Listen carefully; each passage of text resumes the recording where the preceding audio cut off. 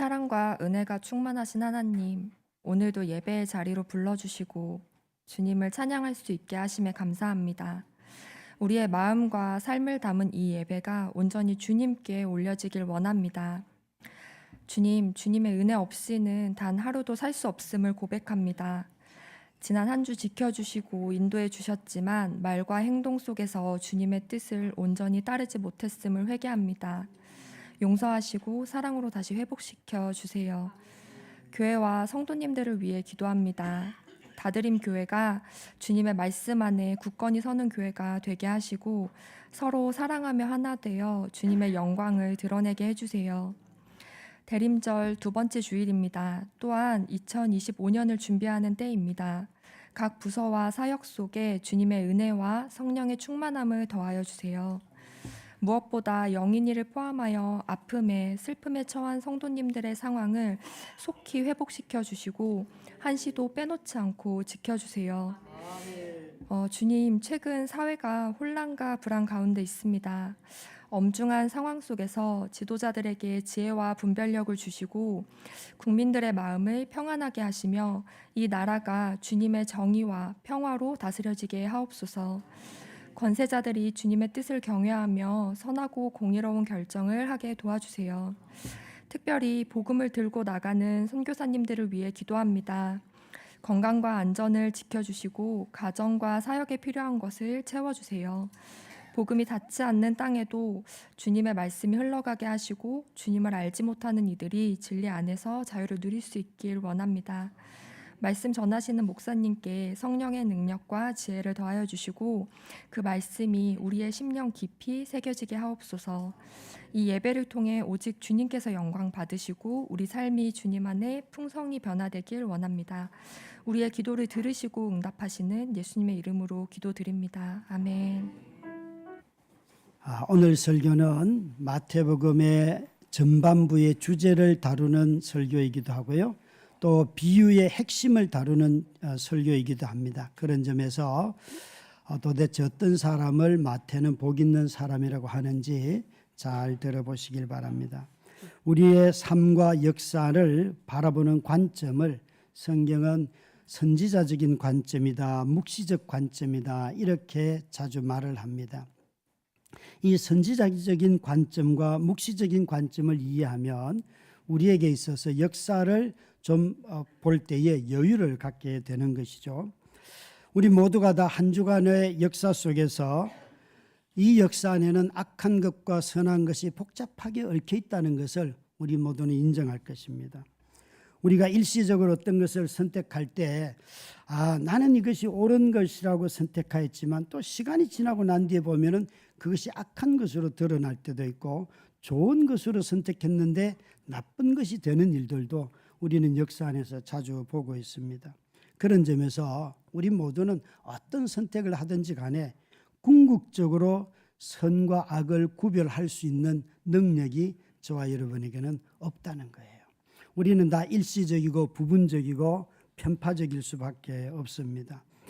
그런 점에서 그렇다고 해서 우리가 역사를 바라보면서 둘 다 어느 걸 선택해도 다 변질되고 악할 수도 있고 선할 수도 있으니까 아무것도 그럼 택하지 말고 살아갑시다. 이건 또 우리의 자세가 아니지요.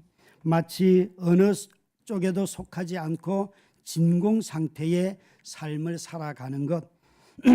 둘 다 나쁘니까 나는 어느 쪽에도 속하지 않을 거야 라고 말하는 사람들이 들어 있습니다. 때로 그렇게 말하는 사람들이 얄밉게도 보이고 무감각하게도 보이고 무관심하게도 보이는 것은 사실입니다. 그러나 이런 사람들의 그 취하는 태도가 꼭 그렇지만은 않습니다. 왠가 하면 이런 사람들을 긍정적으로 본다면 이 세상의 부패함을 극복할 수 있는 그 길, 이 세상의 부패를 궁극적으로 극복할 수 있는 길은 우리에게 없기 때문에 그런 삶의 자세를 취할 수도 있다는 것입니다. 이런 분들이 하시는 말씀들을 들어보면 이런 부패와 악은 예수님이 오셔야지 다 소멸되기 때문에 우리가 싸워서 안 된다라고 말하는 것도 사실입니다. 그런데 이런 관점이 선지자들에게도 있었습니다. 어떻게 보면 깊은 역사에 대한 회의주의가 깔려 있지만 사실은 새로운 사회를 기다리는 하나의 방식이기도 합니다. 이 두 가지 태도를 선지자들이 역사를 대하는 태도라고 하는 것입니다. 역사에 적극적으로 개입하고 참여하고 변화의 가능성이 있기 때문에 사람들에게 회개하십시오 라고 말하는 사람들이 있습니다. 이런 사람들은 적극적으로 개입하는데 마치 이사야와 같은 사람들입니다. 그러나 또 어떤 사람들은 참여하지 않고 이 문제는 주님이 오셔야지만 해결이 됩니다라고 이 망한 역사, 타락한 역사 속에서 완전히 회복된다는 것은 거짓이기 때문에 주님만 바라봅시다 라고 말하는 사람들도 선지자들 중에 있습니다. 이런 사람들의 쓴 성경은 회개하라 이런 말이 없습니다. 그 대표적인 인물이 누구인가 하면 다니엘과 같은 자들입니다. 이들은 오실 주님 인자 같은 이가 와야지만 세상이 회복되기 때문에 그들은 회개하라는 말을 하지 않는 것이죠. 이 후반에 후자인 역사를 이런 식으로 바라보는 태도를 가지고 있는 선지자들의 메시지를 묵시문학이라고 하고 이런 사람들의 공통된 특징이 바라본다 하는 것입니다. 여러분, 이들은 믿음이 없는 게 아닙니다. 역사를 보면서 완전하게 이루실 그분을 기다린다는 것은 대단한 오래 참음이 필요한 것이기 때문에 그렇죠. 그래서 오늘 본문에 보시면 예수님께서 비유를 설명하시면서 자신이 비유를 왜 설명했는가, 왜 비유로 말씀을 전하는가라는 말씀을 이사야 예언서를 가지고 와서 말씀을 하십니다. 14절부터 15절까지 말씀인데요. 다시 한번 같이 읽도록 하겠습니다. 14절, 15절입니다. 그러므로 이사야의 예언이 그들에게는 일렀으되 너희가 듣기는 들어도 깨닫지 못할 것이요 보기는 보아도 알지 못하리라. 이 백성들의 마음이 완악하여져서 그 귀는 듣기에 둔하고 눈은 감았으니 이는 눈으로 보고 귀로 듣고 마음으로 깨달아 돌이켜 내게 고침을 받을까 두려워함이라 하였느니라. 자, 여기까지만 읽으면 이사야 선지자는 묵시 선지자일까요, 아닐까요? 경향을 보면 15절을 보면 안 갔을 것 같고, 그런데 이사야는 자기가 가서 전해도 듣지 않는 그 사람들에게 가서 무슨 메시지를 전했는가 하면 하나님이 너희를 심판하신다, 이 메시지를 전하였어요. 그래서 사람들이 다 싫어했어요. 이사야를 좋아하는 사람은 없습니다. 아주 싫어했어요. 그런데 이런 아주 참여적인 선지자인 이사야의 경향은 오늘 이 본문 안에도 그대로 나타납니다.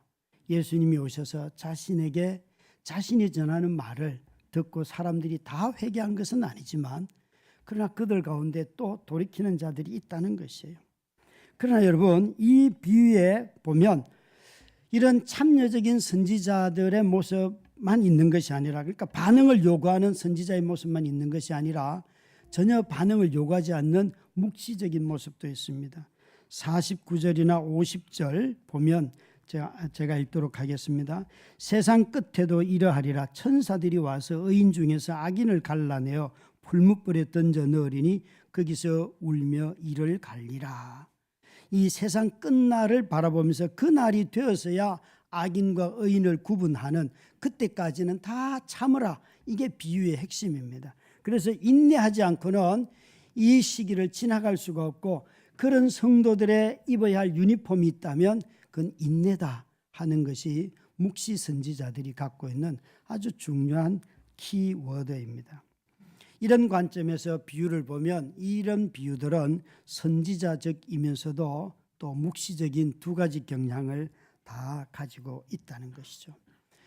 비유가 선지자적이다라고 하는 이 말의 뜻은 배타성이 있다는 것입니다. 그것은 듣는 사람이 있고 듣지 않는 사람이 있고, 이런 점에서 모두에게 다 들리는 말씀이 아니라는 것이에요. 10절 11절 말씀에 보면 예수님이 이런 천국의 메시지, 천국의 말씀은 배타성이 있다라고 말씀을 하시는데요. 10절 11절입니다. 예수께서 제자들이 예수께 나와 이르되 같이 읽습니다. 어찌하여 그들에게 비유로 말씀하시나이까? 대답하여 이르시되 천국의 비밀을 아는 것이 너희에게는 허락되었으나 그들에게는 아니 되었나니. 이 천국의 말씀, 천국의 비밀을 아는 것이 제자들이 너희들에게는 허락이 되었지만 그 밖의 사람들에게는 허락되지 아니하였다라고 말씀하시면서 주님은 자신이 전하는 말씀이 모든 사람들이 다 알게 되리라고 하지 않습니다. 심지어 여기에 허락되었다라고 말씀하시죠. 여러분, 예수님께서 이 말씀을 하실 때에 이 허락받은 자들은 누구인가 하면 제자들이에요. 그러나 제자 이외의 다른 사람들, 허락되지 않은 사람들은 아시는 대로 제사장일 수 있고 서기관일 수 있고 그 당시에 성전 체제를 유지하던 사람들이기도 하고 또 예수님의 마을에 살던 사람들 중에 그 많은 기적을 행하여도 예수가 누구인지를 몰랐던 또 쫓아냈던 거부했던 그 사람들은 허락받지 못한 사람들이에요. 우리는 우리 자신들이 내가 예수가 주이십니다. 그분이 하나님의 아들이십니다. 인간으로 오신 하나님이십니다. 라는 것을 깨달은 이것이 하나님이 우리에게 허락하셨기 때문에 깨달았다는 말이 믿는 우리들에게 위로가 되고 내가 하나님이 오래전에 나를 이렇게 예정하셨구나 이렇게 받아들이면 좋을 텐데 우리는 이렇게 말합니다. 아니 그 너그러운 하나님이 누구를 배제한단 말이야. 그게 하나님입니까?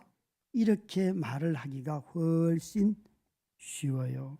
여러분, 진리에는 배타성이 있습니다. 진리에는 배타성이 있습니다. 여러분, 부부끼리 결혼을 해서 부부가 되었는데 이 남자가 이 여자가 나와 똑같이 배우자의 관계인데 나와 똑같이 어떤 남자와 여자를 사랑하면 그게 맞아요, 틀려요? 예? 여러분 이런 걸 가지고 너 참 이기적이다. 왜 옆집 여자를 그렇게 사랑 안 하냐? 이렇게 말하지 않잖아요. 여러분 사랑하는데 우린 다 배타성이 있어요. 자기 자식을 정말 극진히 가족을 사랑하는데 무슨 형평성이 있으면 무슨 공평함이 있으면 가족은 무조건적이에요. 우리가 교회 와서 늘 가족이라고 얘기하면서도 서로 사랑하려고 하면 공평이 뭐냐 형평이 뭐냐 이거 따지는데 집에서는 절대 안 따져요. 안 따져요. 그런데 이웃집 아이를 사랑하려고 하면 내 집 자녀처럼 안 되잖아요. 우리 그런 배타성이 관계 안에 다 있어요. 그럼에도 불구하고 마치 진리의 문제에 가면 진리는 모든 사람들에게 다 관용을 해야 되는 거 아닌가라고 말하지만 아니요. 하나님께서 이런 우리들의 삶의 모습을 보고는 이것을 허락했다 안 했다라고 말씀하시는 것이에요. 조금 전에 말씀드린 것처럼 가족을 사랑하고 자녀를 사랑하고 자기 친구를 누군가보다 더 사랑하는 것을 보고 사람들이 야, 저 사람 참 사람 배타적이네 라고 말하지는 않지요. 이 배타성을 갖는 것에 있어서 핵심은 뭔가 하면 사람들이 예수님을 싫어했기 때문에 예수님 말이 안 들리는 거예요. 예수님의 제자들은 예수님을 좋아했어요. 여러분 시편 1편 2절에 보면 여호와 율법을 즐거워하여 그 율법을 주야로 묵상한다 그러는데 말을 좋아하려고 하면 말하는 분을 좋아해야지만 그 말을 좋아하게 돼 있어요. 하나님을 좋아하지 않으면 하나님의 말씀을 싫어할 수밖에 없어요. 대충 들으려고 하고 잠깐 들으려고 하고. 그러니까 이 배타성이 어디서부터 생기는가 하면 야 예수 네가 말해서 너는 시골 촌떡이고 너는 갈릴리고 너는 이 사람들이 다 예수를 부인하였기 때문에 예수님 말씀이 안 들렸다는 거예요. 그것을 하나님은 여기에 허락됐다 허락받지 못했다라고 말씀하시는 것이죠. 그러니까 허락된 비밀이라는 말은 제자들에게 깨닫게 하신 은혜가 있고 선물이고 제자들은 이 예수가 누구인지를 알았다는 것이에요. 여러분, 하나님은 너무 귀한 자신의 말씀, 자기 자신이 우리 가운데 드러난 것을 때로는 비밀스럽게 모호하게 숨기기도 하시고, 또 누가 밝은 대낮에 봐도 모르고 깨닫지 못하게 하실 때도 있지만, 그러나 하나님은 허락된 자들에게는 깜깜한 밤에 봐도 예수가 보이고요, 또 밝은 대낮에 봐도 예수가 보인단 말이죠. 마태복음 7장 6절에 보면 거룩한 것을 돼지에게 주지 말며 하는 말씀이 있잖아요. 저 말씀, 저게 여러분, 우리 중에 어느 누구도 자기 집에 있는 진주와 보물을 개와 돼지에게 줄 사람은 아무도 없지요. 그런데 요즘은 있을지도 모르겠어요. 죄송합니다. 오늘 보니까 우리 서연자매가 개를 너무 좋아한다고 그래서 제가 이거 준비하면서 우리 딸이들하면 혼나겠다 그런 생각은 했는데, 뭐 애완 그 집에서 기르는 저처럼 이렇게 시골에서 식용으로 기르고 또 아니면 돼지우리 이런 데서 길렀던 짐승들에게는 죽밖에 안 줬지 절대 진주를 준 적이 없어요. 그러니까 주님이 이렇게 말씀하는 거예요. 여기에 누가 다시 그 말씀 띄워주세요. 자신이 지금 그 하늘의 말씀을 전하고 있는데 그것을 누가 저런 짐승에게 주며 돼지에게 진주를 주겠는가? 그래봤자 너희가 찢어버린다. 여러분, 저것은 예수 그리스도를 자신을 비유적으로 하신 말씀이에요.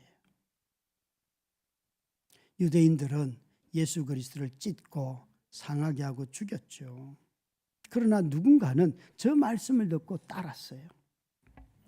그러니까 우리 모두는 다 참 하나님께서 우리에게 이곳에 와서 이 말씀을 들으면서 야, 내가 허락된 자였구나 라는 것에 대해서 감사해야 되는데, 이런 얘기를 하면 또 자기 마음에서 스물스물 불안해지는 사람들이 있어요.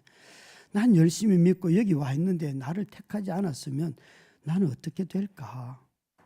제가 처음 예수를 믿게 될 때 저는 인격적으로 회심하기 전에 5년을 교회를 다녔는데, 그것도 아주 보수적인 교단에 주일 12시까지는 공부를 하지 말라 그래서 공부도 못하는 제가 주일까지 지키느라고 12시까지는 공부를 안 하는 거예요.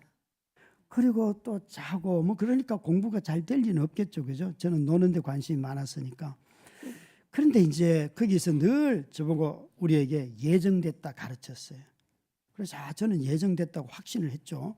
그런데 대학교 1학년 때 수련회를 갔는데 어느 선배가, 선교사가 된 선배가 저보고 이러는 거예요. 병년아, 너는 율법주의자이지 그리스도인은 아니야, 이러는 거예요. 와, 그런 분별력을 가진 선배가 있다는 것이 얼마나 복됩니까? 그래서 제가 그 형한테, 형, 내가 예정됐는데, 그렇게 딱 따지니까 아니야, 너는 율법주의자지 그리스도인이 아니야, 이러는 거예요. 그래서 제가 내가 예정됐다니까. 그리고는 이제 성경부가 파산이 나고 돌아서서 나오는데 갑자기 마음에서 내가 예정 안 됐으면 어떡하지? 두려움이 막 몰려오기 시작하는 거예요. 막 몰려오는 거예요. 그때 그 자리에서 제가 회심했어요. 그리스도인이 된다는 것은 이런 규정을 지키는 것이 아니라 예수 그리스도를 주인으로 모시고 그분과 인격적인 관계 안에서 살아가는 게 구원이었지, 내가 주의를 지키고 12시까지 공부 안 하고 11조를 내야 되고, 이게 그리스도인의 거듭남의 핵심이 아니었구나. 관계가 자라가는 거예요. 관계가 자라가는 거예요. 여러분, 아이가 태어나서 아이가 옹알이 해도 기쁘고 좋잖아요. 그죠? 그런데 애가 10살이 돼도 옹알이 하면 어떻게 될까요? 고민이 돼요. 절망해요. 우리가 신앙이라는 것이 자꾸 구원을, 옛날에 내가 한번 죄 고백했어, 거기서 끝났어, 이걸 이렇게 말하니까 옛 사건으로 기억을 하는데 구원은 그런 게 아니에요. 매일매일 주님과 관계를 맺고 살아가고 그분 안에서 주시는 이미 이루어진 구원, 그리스도로 예수로 말미암아 주신 평안을 누리며 살아가는 게 구원이잖아요. 주님은 제자들에게 이렇게 말씀하셨어요. 너희들은 천국의 비밀이 허락된 자들이야. 나를 통해서. 여기 있는 모든 우리 성도님들이 이 허락된 자임을 굳게 마음에 확신하시고 그 주님과 함께 관계 맺으며 살아가시기를 주의 이름으로 축원합니다. 이 배타성을 여러분 부정적으로 볼 필요가 없어요. 그런데 배타성보다 더 충격적인 말이 있어요. 여기 천국의 말씀에 묵시적인 부요함과 잔혹함이 있다는 것이에요. 이 묵시적인 부요함과 잔혹함이라는 말의 뜻은 12절 말씀에 보면 이렇게 기록이 되어 있는데 말씀이 나오면 무조건 읽습니다. 무릇 있는 자는 받아 넉넉하게 되되 없는 자는 그 있는 것도 빼앗기리라. 이 말씀을 읽다 보면 배타성보다 더 가혹해요. 무릇 있는 자는 받아 넉넉하게 되되 없는 자는 그 있는 것도 빼앗기리라. 도대체 뭐가 있어야지만 더 넉넉하게 되고 뭐가 있어야지만 빼앗기지 않을까요? 뭐가 있어야지만 정말 내가 지금까지 누린 것보다도 더 풍요로움을 누리게 되고 뭐가 없으면 내가 지금까지 누렸던 모든 것을 다 빼앗길까요? 너무 가차 없이 빼앗아 가지 않습니까? 천국은 말씀은 그런 점에서 아주 잔혹한 면을 갖고 있어요. 유대인들과 서기관들과 제사장들과 율법사들은 화려하고 그들이 성전의 중심이었다고 말하지만 겉만 번지르했지만 그들에게는 그리스도가 없었습니다. 그들은 성전을 지킬 수는 있었지만 하나님의 자녀된 그 부요함을 풍요로움을 누리지 못하였습니다. 그러나 제자들은요, 성전에 그런 율법사도 아니요 법도 잘 모르고 그랬어도 예수 그리스도로 말미암아 그들이 누린 것을 한번 생각해 보십시오. 눈앞에서 기적이 일어나고 그렇다고 해서 그 기적을 통하여 모든 것을 자기 소유로 만들지는 아니하였잖아요. 저는 가끔 그런 묵상해요. 제발 그때 베드로가 주님이 일으킨 모든 기적을 통해서 그 남은 유산들을 다 자기 걸로 했더라면 얼마나 좋았을까 그런 생각을 하는데 그런데 관심이 없잖아요. 쫓아다니느라고. 사도들이 제자들이 예수를 만나고 난 뒤에 그들의 삶에 경험한 게 얼마나 많습니까? 비난도 듣고 기적도 보고 여행도 다니고 수많은 것들을 하면서 그들은 점점 예수 그리스도를 통하여 많은 부요함을 누렸던 것이죠. 예수님은 자기 자신의 하나님 되심을 제자들에게 드러내는 것을 기뻐하셨어요. 그래서 예수로 말미암아 그들은 더 많은 것을 누리며 살 수가 있었던 것이죠. 여러분, 천국은 너무 부유한 곳이고 부유하여서 이 예수 그리스도를 누리며 사는 자들에게는 그 부유한 삶이 끊어지지 않습니다. 그것을 알지 못하는 자들은 살아가면서도 점점 지치고 그 부유함이 멀어지고 자꾸만 삶이 쪼그라드는데 그것은 단지 삶의 규모나 재정적인 형편 그런 것만 말하는 것이 아니에요. 삶의 부유함이라는 것이 오는 가장 빈번한 방법은 관계를 통해서 옵니다. 관계를 통해서. 하나님은 여러분 후하게 주시는 분이세요. 자기 자녀들을 부유하게 하시는데 끊임없이 관심을 갖고 계시는 우리 하나님이시잖아요. 저도 부모가 되어 보니까요. 자녀들을 부유케 하는데 관심이 많더라고요. 저희 큰딸이 제주도로 이렇게 독립해서 이제 28이 돼서 아빠 나는 내 삶을 살러 갈 거야 그러는데 제가 이렇게 말했어요. 딸아, 네가 30 이전에 결혼을 하고 떠나면 아빠가 빚을 내서라도 1억을 도와주려고 하고, 만약에 결혼을 안 하면 5천만 원만 준다 그랬더니만 우리 딸 아주 냉정하게 5천만 주세요. 그래서 빚내서 5천을 줬어요. 그래서 너는 이걸로 끝이다. 그러니까 아주 해피하게 가더라고요. 정말 이제 모든 계약은 이루어졌기 때문에 더 이상 아무것도 필요 없다. 그래서 저는 이렇게 기도해. 하나님, 얘가 5천 줬는데 어떤 놈이 나타나서 얘 쫓아다니면 좋겠어요. 얼마나 좋아요, 그죠? 저 그런데 관심 진짜 없었거든요. 그런데요, 자녀가 독립하려고 한다 그러니까 저놈은 뭘 먹고 살아야 되나, 쟤는 어떻게 살까, 내 눈에 보기에는 쟤 못 살 것 같은데, 이런 생각이 들더라고요. 그 두려움이 찾아오고, 그래서 자꾸 묻게 되고, 너 이번 달 얼마를 벌었냐 묻게 되고 자꾸 그러더라고요.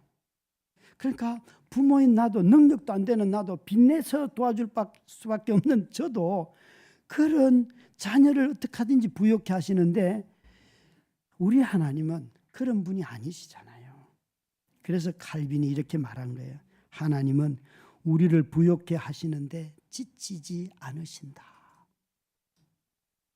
우리를 부욕해 하시는데 하나님은 지치지 않으시는 분이시다.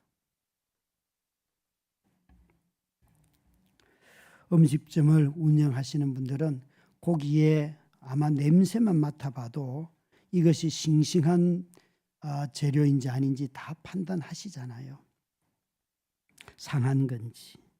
그러니까 음식점 사장님만 돼도 메뉴의 신선도를 알 수 있는데, 인생의 신선도는 어디로부터 오는가 하면 예수 그리스도로부터. 그래서 날마다 우리를 새롭게 하신다고 했잖아요. 그리스도 예수 안에 있으면 모든 피조물들이 너희는 새 피조물이라. 날마다 새롭다고 말씀을 하셨어요. 바울은 심지어 이런 그리스도 안에 살아가는 삶을 이렇게까지 말해요. 예수 그리스도가 있으면 생명의 냄새가 나고 예수가 없으면 죽음의 냄새가 난다. 이 말은요, 포로로 끌려가는 자들을 두고 하는 말이에요.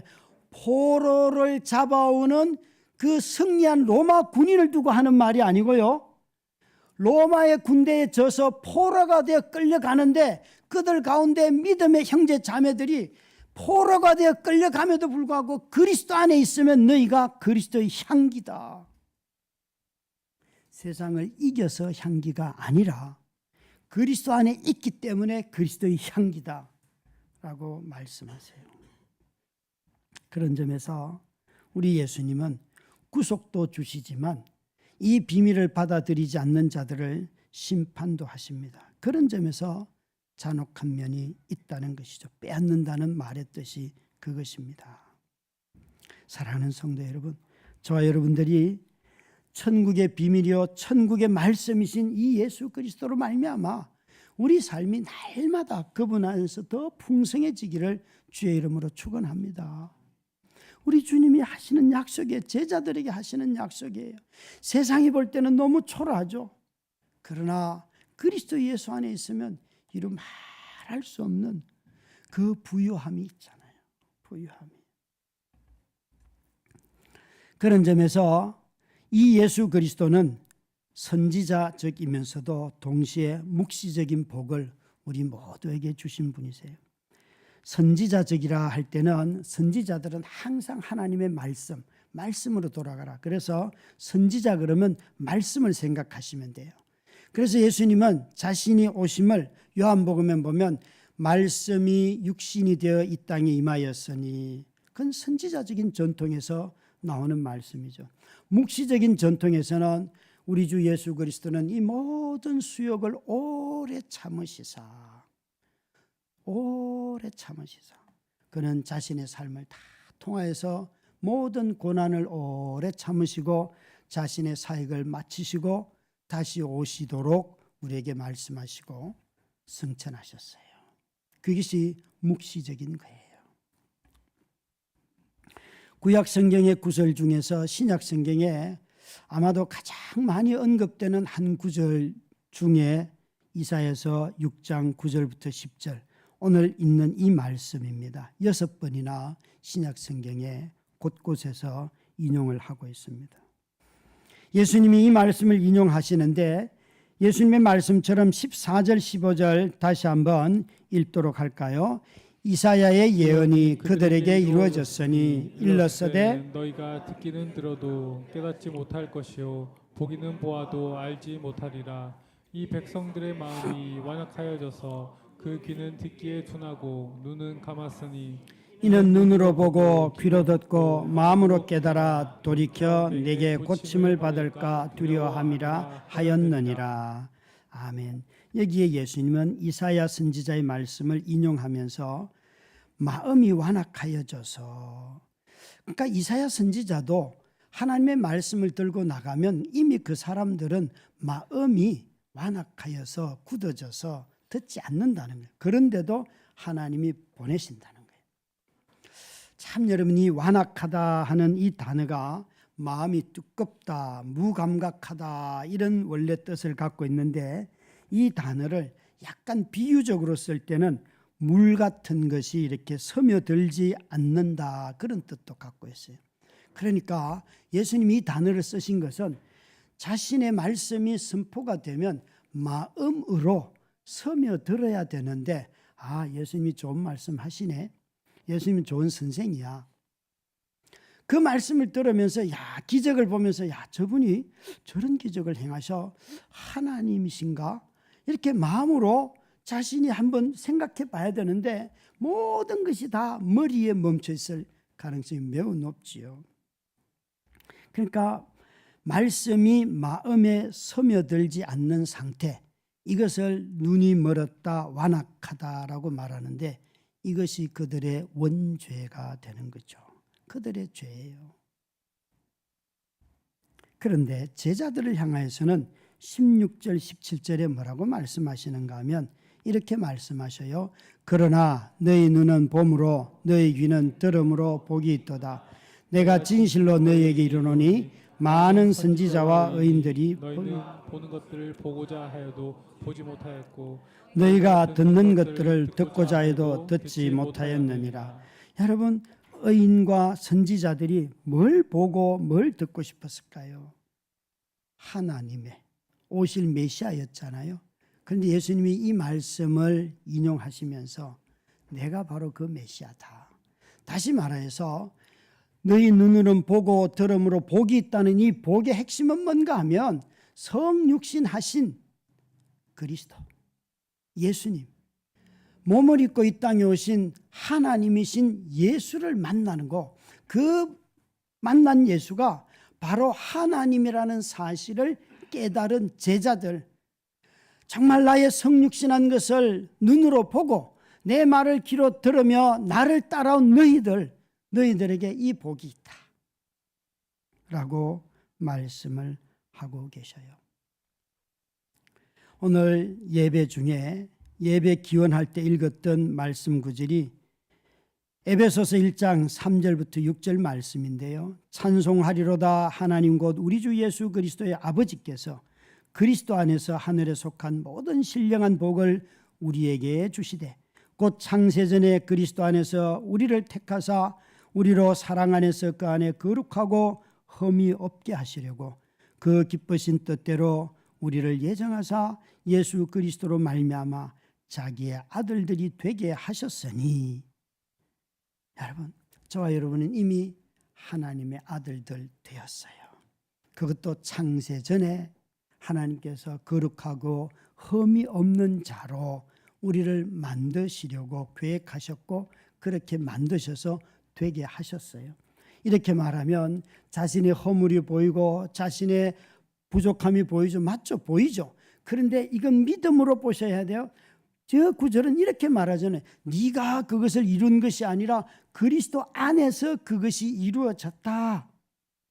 여러분, 믿음의 사람들은 자신의 신분과 자신의 지위가 지금 하나님 보좌 우편에 앉아 있는 것이고, 그러나 우리는 이 몸을 입은 우리들이 여전히 죄의 영향을 받고 연약하고 그것과 싸우면서 가지만 우리의 자리가 그곳에 있다는 것을 아는 거지요. 그래서 우리에게 주님께서 이렇게 말씀하고 계시는 것이에요. 제자들에게, 얘들아, 하나님이 너희들에게 주고자 했던 하늘의 가장 신령한 복, 아들 되는 거, 그게 바로 나를 통해서 이루어졌고 그 복을 줄 내가 여기 있어. 그런데 너희들이 나를 알았기 때문에, 보았기 때문에 복이야. 사랑하는 성도 여러분, 예수 그리스도보다 더 큰 복은 없습니다. 우리의 삶이 아무리 현재 나를 정말 애절하게 하고 너무나 간절하게 하고 이것만 이루어지기를 하는 그것이 있다 할지라도 그게 복이 아닙니다. 그것은 이루어져도 또 고통이 될 것입니다. 안 이루어져도 나중에 더 나은 어떤 삶이 또 우리 앞에 펼쳐져 있습니다. 정말 하나님이 주고 싶었던 복은 이 그리스도 예수인 것이죠. 왜 이분이 복일까요? 왠가 하면 이 그리스도를 통해서만 우리가 떠나왔던 곳 아버지에게로 돌아갈 수 있기 때문에 복입니다. 이 예수 그리스도로 말미암아 우리는 무한하신 하나님과 그분에게 가까이 갈 수도 없는 우리 인간 사이에 유일한 다리가 놓아졌기 때문에 복인 것입니다. 만약 예수님이 인간으로, 한 인간으로 계셨다면 우리와 똑같이 예수님도 하나님으로부터 멀리 있는 존재입니다. 만약 예수님이 하나님으로만 계셨다면 우리로부터 하나님이 너무 멀리 계십니다. 우리는 하나님께 가까이 나아갈 수가 없습니다. 그런데 이 예수님이 그 멀리 계시고 거룩하신 존재가 다른 그분에게 우리를 데려가려고 중보자가 되셨다는 것이에요. 그래서 예수 그리스도는 선지자의 복인 말씀과 또 묵시적인 복을 오래 기다리고 인내하시는 묵시적인 이 복을 온전히 성취하셨기 때문에 이분을 아는 것이 우리에게 복이라는 것입니다. 여러분, 마크 존스라고 하는 분이 쓴 그리스도를 아는 지식에 이런 구절이 나옵니다. 한 인물이 영광과 세 번째 줄부터 함께 읽어보실까요? 시작. 한 인물이 슬픔을 다 지닌다니 신성으로는 무한한 기쁨과 인성으로는 말로 다 할 수 없는 슬픔을 지닌다니 보좌에 계신 하나님이 요람 속 아기가 되시다니 병력처럼 외치는 창조주가 우는 아기와 고통당하는 인간이 되시다니. 여러분, 성육신은 우리를 정말 놀라게 하는데 땅에서는 인간을 놀라게 하고 하늘에서는 천사들을 놀라게 하는데요. 한 인물이 영광과 슬픔이 함께 있고 무한한 기쁨과 또 인성으로는 말할 수 없는 슬픔을 함께 지니고 있고 보좌에 계신 하나님이 요람 속에 아기가 되어서 우리 가운데 계시고 병력처럼 큰 소리로 외치는 창조주가 우는 아기와 고통당하는 인간으로 우리에게 계신다는 거예요. 대림절을 맞이해서 우리가 깨닫고 돌아가야 할 천국의 비밀이 있다면 이 예수 그리스도의 두 속성, 인성과 신성을 깊이 깨달을 때 저와 여러분이 인생의 어떤 것도 흔들리지 아니하고 우리 삶의 길을 걸어갈 수 있다는 것이에요. 사랑하는 성도 여러분, 저와 여러분은 정말 복 있는 자입니다. 우리 중에 한 사람도 복 없는 자가 없기를 주의 이름으로 축원합니다. 참으로 그리스도는 오셔서 제자들에게 이렇게 말씀하십니다. 너희가 나를 보았느냐? 복 있는 자들이다. 이 복으로 충만한 성도님들이 다 되시기를 주의 이름으로 축원합니다.